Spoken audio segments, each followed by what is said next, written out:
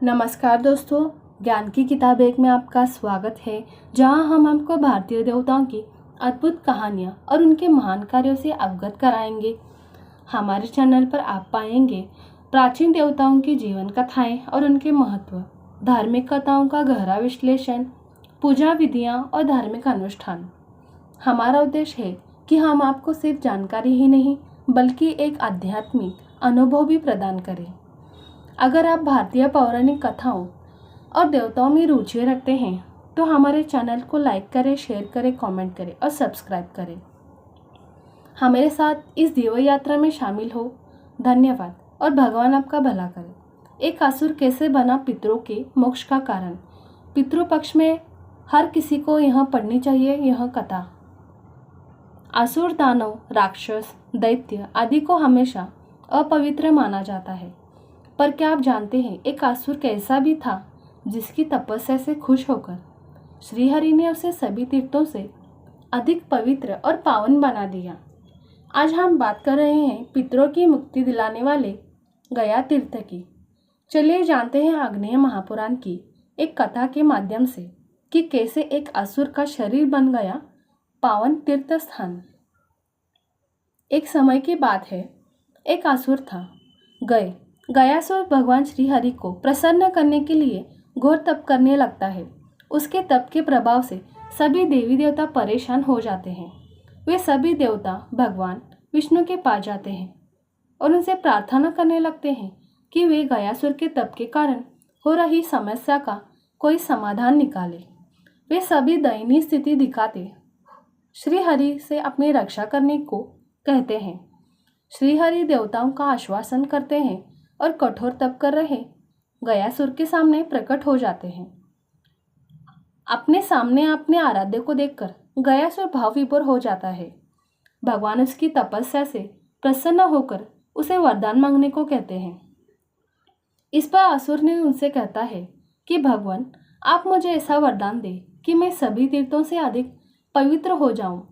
भगवान गयासुर को ऐसे ही हो यह कहकर मनोवांछित वरदान देते हैं जिससे देवताओं की परेशानी समाप्त हो जाए। लेकिन यह क्या, गयासुर को प्राप्त इस वरदान के कारण पृथ्वी सूनी होने लगी। जो भी व्यक्ति उस असुर का दर्शन करता है वह मोक्ष प्राप्त कर भगवान के समीप पहुंच जाता।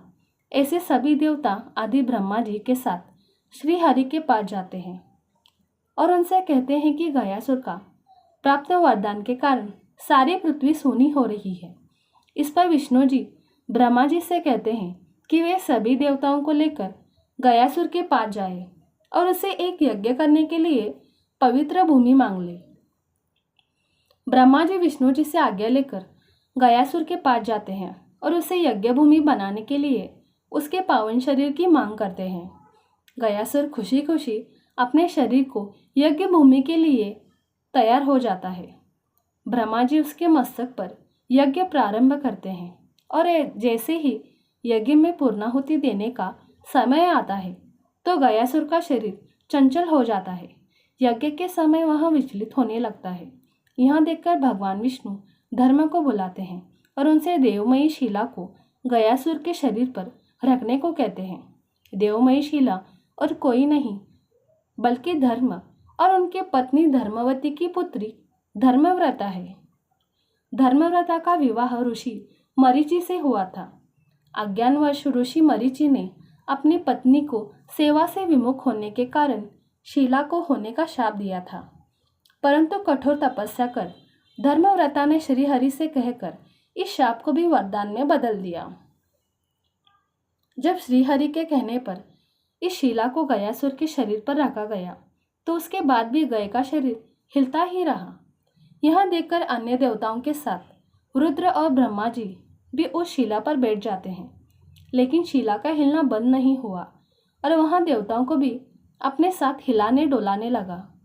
इसके बाद सभी देवता परेशान होकर श्री विष्णु की शरण में पहुंचे और गयासुर के शरीर को स्थिर रखने में उनके सहायता मांगने लगे। देवताओं की प्रार्थना सुनकर स्वयं श्री हरि यज्ञ के स्थान पर पहुंचे। वे अपने गदाधारी रूप में वहां पर शिला और असुर दोनों को स्थिर रखने के लिए विराजमान हो गए। उनके हाथ में पकड़ी हुई गदा को आदि गदा और उनके इस स्वरूप को आदि गदाधार भी कहा जाता है। श्रीहरि के वहां स्थित होने पर गयासुर भी स्थिर हो गया। उसने देवताओं से कहा कि उन्होंने इतना उपक्रम क्यों किया। अगर भगवान श्रीहरि उसे कह देते तो वह पहले ही अपना शरीर स्थिर कर देता। अब क्योंकि उसे शिला से दबाया गया है, इसलिए उसने देवताओं से एक वरदान मांगा।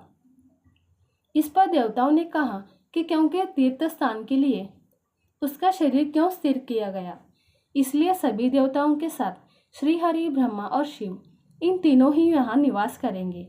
इस स्थान की प्रसिद्धि सभी तीर्थों से बढ़कर होगी और पितृ आदि के लिए भी यह क्षेत्र ब्रह्मलोक को प्रदान करने वाला होगा। यह कहकर सभी देवी देवता वहाँ वास करने लगे और गयासुर का शरीर एक पवित्र और पावन तीर्थ स्थान बन गया, जो पितरों को मोक्ष प्रदान करता है। आज भी माना जाता है कि गयासुर को प्राप्त वरदान के कारण यह क्षेत्र सभी तीर्थों में सबसे अधिक पवित्र और पावन है। साथ ही साथ जो भी व्यक्ति यहाँ आकर अपने पितरों की शांति के लिए तर्पण करता है, उसके पितरों को ब्रह्मलोक की प्राप्ति होती है।